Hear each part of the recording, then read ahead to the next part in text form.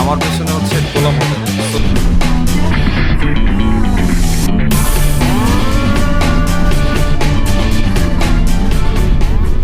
Hello guys, আসসালামু আলাইকুম। আজকে আমরা যাচ্ছি সিরাজগঞ্জ, মানে যমুনা সেতু পার হয়ে কিসের একটা গোলামের হোটেল নামে একটা হোটেল আছে, সো ওখানে খেতে যাচ্ছি। এই যে আমার সাথে আছে মুগ্ধ। হাই। আজকে আমাদের ড্রাইভার সানি ভাই। গাড়িতে নাম। এই যে রাব্বি ভাই আছে। সো আজকে আমাদের সানি ভাইয়ের গাড়ি সানি ভাই নিজে ড্রাইভ করে নিয়ে যাচ্ছে। সো ওখানে যাব, আজকে ওখানেই লাঞ্চ করবো, আজকে ফ্রাইডে। সো মাঝখানে একটু সুযোগে নামাজটাও পড়ে নেব। তো ইতিমধ্যে আমরা চলে আসলাম যমুনা সেতুতে, টোলটা মাত্র ক্লিয়ার করলাম, এখন যমুনা সেতুতে আছে। যমুনা সেতুতে আমি প্রথমবার আসছি, এখন যমুনা সেতুর একটু ভিউ দেখাই, খুবই সুন্দর যমুনা সেতুটা।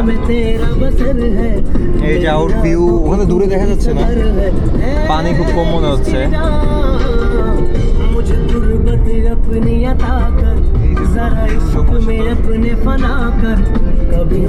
দূর দূরান্ত দেখা যাচ্ছে। সো আর বেশি দেরি একটা নাই, গোলাম হোটেলের দিকে যাচ্ছে।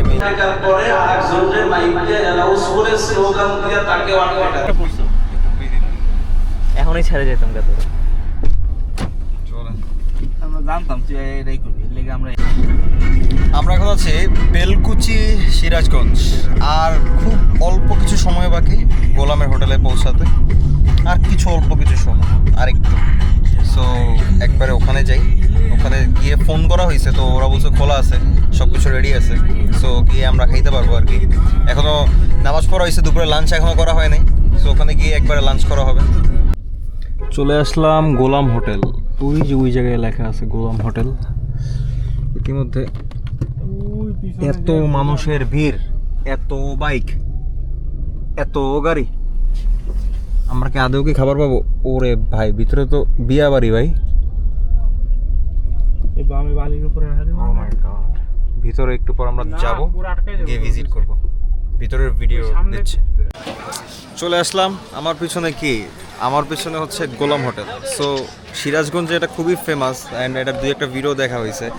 সো এখন চলে আসলাম, এই যে গোলাম হোটেলের টোটাল ভিউ আমার সামনে, এখন আপনাদের দেখাবো। একটু ভিতরে ঢুকেই দেখাই। এখানে অনেক ধরনের আইটেম আছে, অনেক কিছু আছে। এই যে প্রচুর মানুষের ভিড়, প্রচুর। এই যে হচ্ছে গোলাম হোটেল। এই যে এই জায়গায় রান্না চলতেছে, এই যে এই জায়গায় ওনারা পরিবেশন করছেন। এই যে এই জায়গায় বিভিন্ন আইটেম, বিভিন্ন আইটেম, বিভিন্ন আইটেম, বিভিন্ন আইটেম। এই যে এই তো এই যে আমরা চলে আসলাম ইতিমধ্যে। আমরা আজকে এখানে কি খাবো না খাবো, টেস্ট কেমন, সব আপনাদের জানাবো, যাতে আপনারা এসে ভিজিট করতে পারেন। এই যে ভাই অনেক টায়ার্ড আজকে। ভাই আপনার কেমন ফিল হচ্ছে এত দূরে এসে?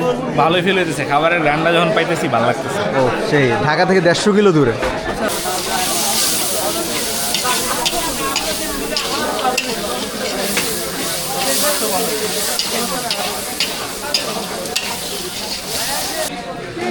আমরা ইতিমধ্যে খেতে বসলাম।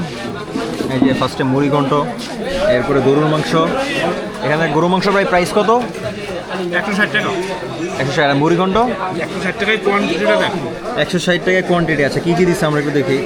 এখানে 1 পিস চর্বি বলে দিছে, আর এখানে মাংস একটা 3 পিস মাংস, আর আমাদের হাড্ডি দেয় নাই, আর 1 পিস চর্বি। সেম, প্রত্যেকটার কোয়ান্টিটি সেম। অ্যান্ড খাবার এখন খাবো, টেস্ট কীরকম এটা জানাবো। সো দেখি টেস্টটা খেয়ে দেখি। মুড়িঘণ্টটা ফার্স্টে ট্রাই করে দেখি কীরকম।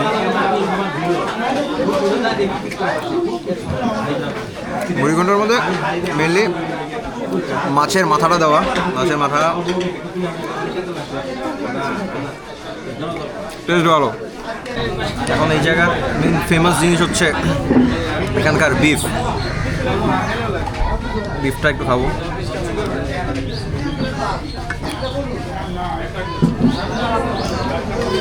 ভালো, খুব ভালো।